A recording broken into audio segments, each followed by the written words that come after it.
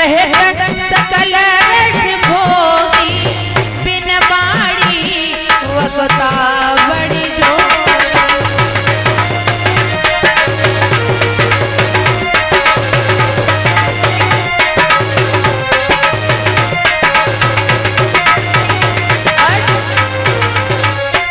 निराकार में तुम्हें गोपियों नहीं मालूम, जब निराकार में भगवान आए तब उनका कोई आकार नहीं, बिना पैर के चलते हैं, बिना हाथ के वो कार्य करते हैं।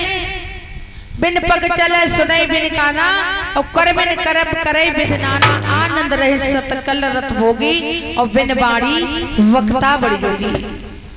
बिना बाड़ी के गूंगा भी वक्ता बन जाता है।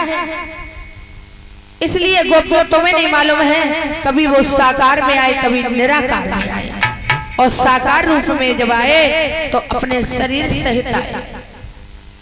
तो मेरे भगवत प्रेमियों, कहने लगे श्री सुखदेव जी भगवान, आज समझाने लगे हैं उद्धव जी।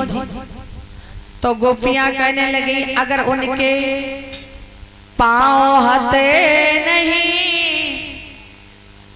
तो गाय कैसे चराई थी, मुख नहीं हतो तो माखन कैसे खायो थो, हाथ नहीं थे तो गिरवर कैसे उठायो थो,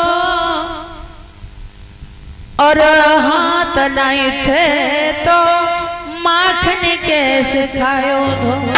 अगर उनके हाथ नहीं थे उद्धव जी, आप कह रहे उनके हाथ नहीं थे, बिन पग चले सुने बिन काना, बिन कर कर्म करे बिदनाना, तो हाथ नहीं थे माखन कैसे खाया, पैर नहीं थे तो कैसे चले। मेरे भगवत प्रेमियों, उसी समय कहने लगे महाराज पैर भी थे और हाथ भी थे, लेकिन भगवान की लीला साकार और निराकार में आए, इसलिए कहने लगी सुनो प्रभु।